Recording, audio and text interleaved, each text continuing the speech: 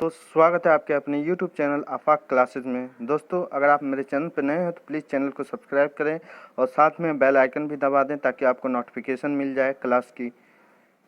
दोस्तों, ये क्लास आने वाले सीटेट की जो एग्ज़ाम है उसके लिए इम्पोर्टेंट है। दोस्तों, आज की जो क्लास है हमारा वो 14 चैप्टर है। 14 नंबर क्लास थर्ड EVS की क्या है, 14 चैप्टर है। जैसे कि आप अपनी स्क्रीन पे आप देख रहे हैं कि ये 14 चैप्टर है क्लास थर्ड EVS का। कहाँ से आया किसने पकाया, ये चैप्टर का नाम है, कहाँ से आया किसने पकाया। दोस्तों, ये चैप्टर स्टार्ट करने से पहले हम आपको बता दें कि अगर आप इससे पहले की जो भी क्लासेज हैं 13 क्लासेज इसके पहले कंप्लीट हो चुके हैं, अगर उसको आप नहीं देखे होंगे तो प्लीज़ आप वीडियो के डिस्क्रिप्शन में जाएं, वहां सारे क्लासेस का लिंक दिया गया है।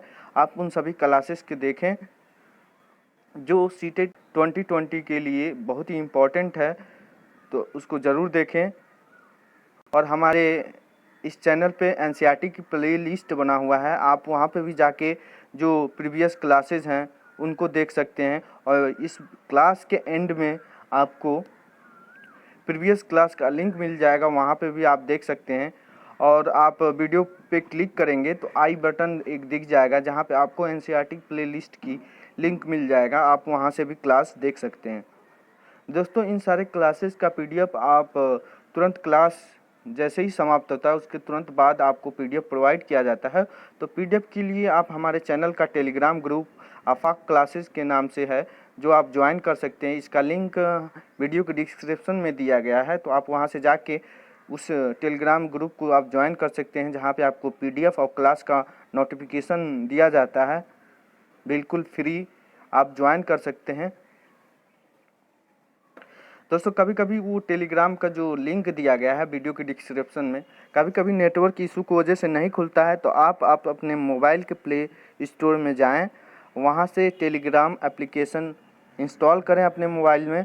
और जब इंस्टॉल होने के बाद से उस एप्लीकेशन को ओपन कीजिए। ओपन करने के बाद से उस एप्लीकेशन पे एक सर्च का आइकन दिखेगा, जहाँ पे आपको आफाक क्लासेज लिखना है, AFAQUE स्पेस क्लासेस लिखिए, CLASSES लिखकर जैसे ही सर्च करेंगे तो आपको इस चैनल का टेलीग्राम जो ग्रुप बनाया गया वो दिख जाएगा, आप उस पर क्लिक करके ज्वाइन कर सकते हैं। तो क्लास स्टार्ट करते हैं। जैसे कि आपको पता है कि ये क्लास 14 है, जैसे कि आप अपनी स्क्रीन पे देख रहे हैं, कहाँ से आया किसने पकाया चैप्टर का नाम है। यहाँ आप इस इमेज को देखिए, दो फैमिली को दिखाया गया है। तो इसमें यहाँ पे आप लेफ्ट हैंड साइड में देख रहे हैं वेणु का परिवार, और राइट हैंड साइड में दिया है रानी का परिवार। तो ये दो परिवार यहाँ दिखाया गया है काम करते वक्त, खाना पकाते वक्त। तो इसका इम्पोर्टेंट आप देखेंगे, इस पॉइंट से आपको समझ में आएगा। आप यहाँ देखिए,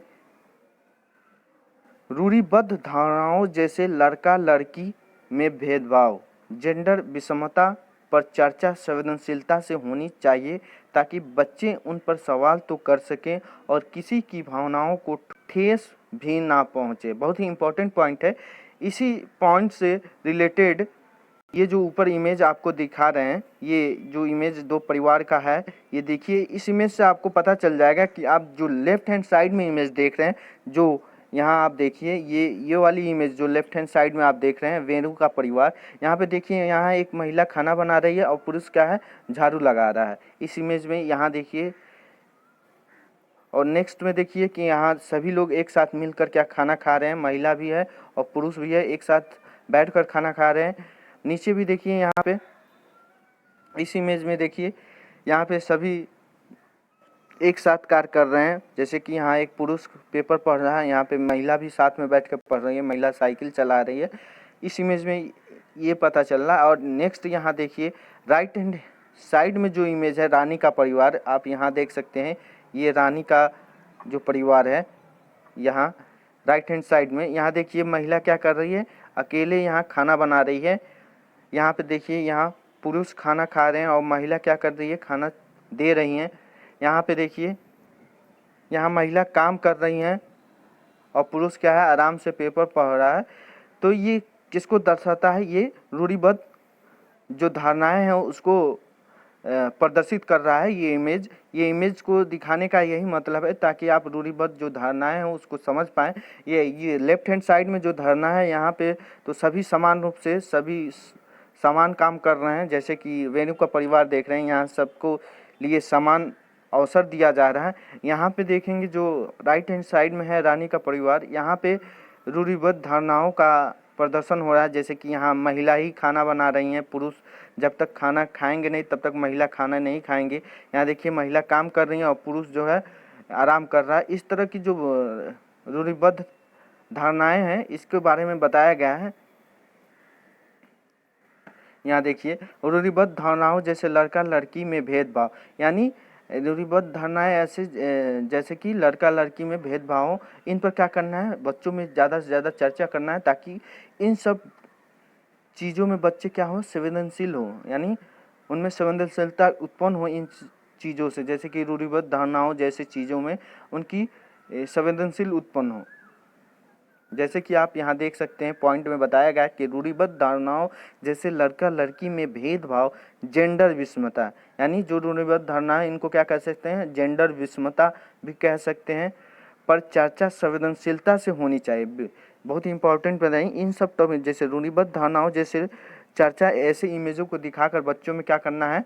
जैसे कि आप ऊपर इमेज देख रहे हैं, इस तरह की इमेज दिखाकर बच्चों में ज़्यादा से ज़्यादा इन सब टॉपिक पे चर्चा करना है, ताकि इन सब टॉपिक जैसे कि रूढ़िबद्ध धारणाएं, जेंडर विषमता आदि जैसे टॉपिक पे अगर आप बच्चों में ज़्यादा से ज़्यादा चर्चा करेंगे तो बच्चे इन सब टॉपिक से क्या करेंगे? संवेदनशील होंगे, उनके अंदर इन सब चीज़ों के लिए संवेदनशीलता उत्पन्न होगा।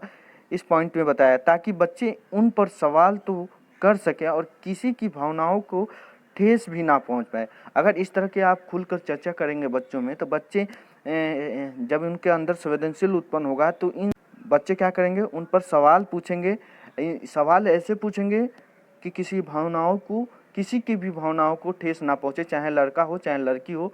सवाल इस तरह के बच्चे पूछेंगे ताकि किसी की भावनाओं को ठेस ना पहुंचे, चाहे वो लड़का हो या लड़की हो। इस पॉइंट में यही बताया जा रहा है।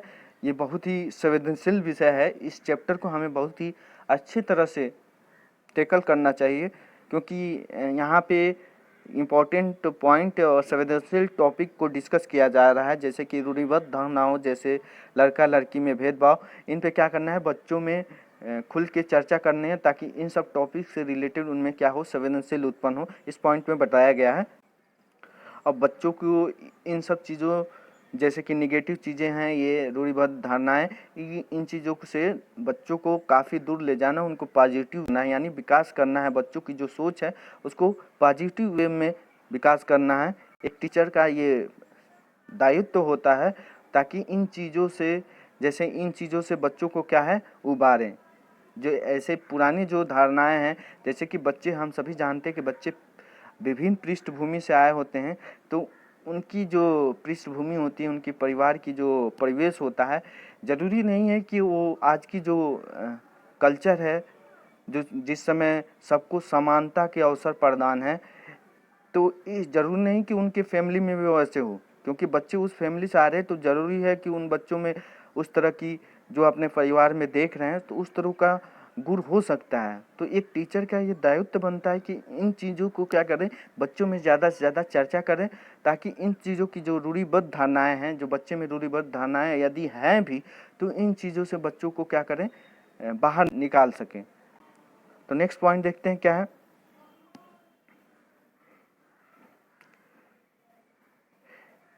यहाँ देखिए नेक्स्ट पॉइंट हमारा है, बच्चों के परिवेश में दवाइयों के रूप में प्रयोग किए जाने वाले पेड़ पौधों की पहचान व उनका उपयोग पारंपरिक ज्ञान की परख और समझ को मौका देगा। क्या है?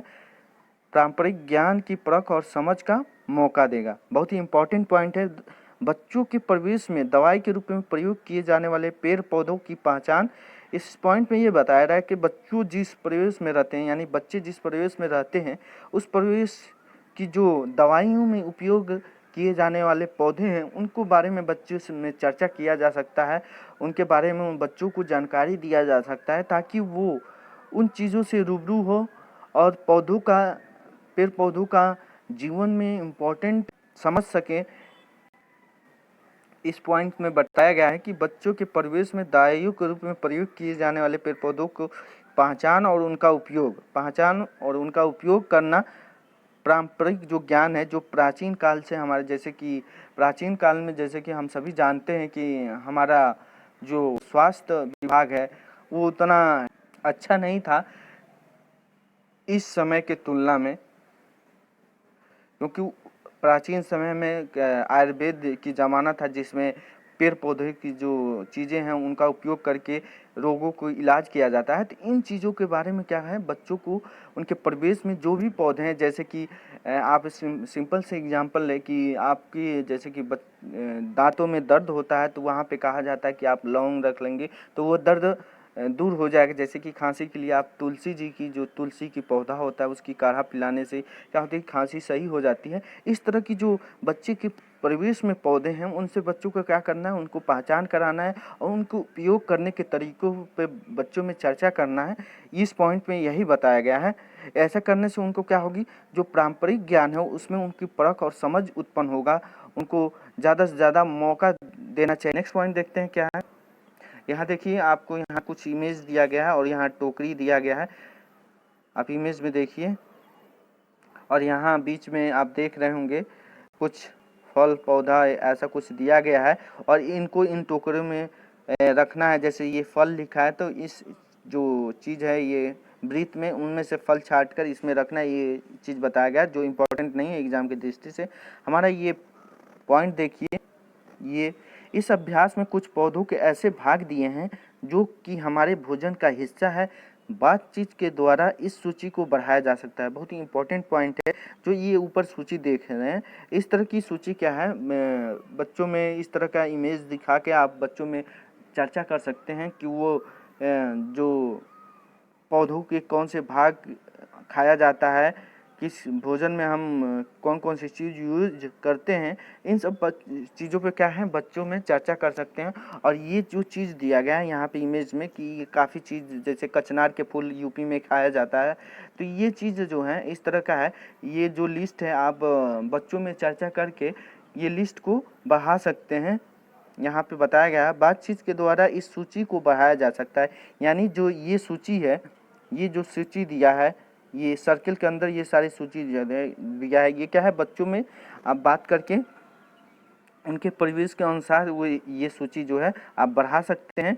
और उनको ऐसा अगर करने का आप अवसर देंगे तो उनमें क्या होगा, बच्चे क्या करेंगे, पौधों के ऐसे भागों के बारे में जानेंगे जो इसको भोजन के रूप में प्रयोग किया जाता है। तो इस चीज़ के बारे में बच्चे जानेंगे। इस पॉइंट पे यही बताया गया कि भोजन का हिस्सा केवल अनाज ही नहीं होता है, पौधे की फल फूल जैसे और भी चीज़ें होते हैं जिनको हम भोजन के रूप में उपयोग करते हैं। तो ये बच्चे के परिवेश के अनुसार आप चर्चा कर सकते हैं और उसकी इस तरह की सूची बनाकर बच्चों में आप क्रियाकलाप करा सकते हैं ताकि वो इन चीज़ों से रूबरू हो सकें।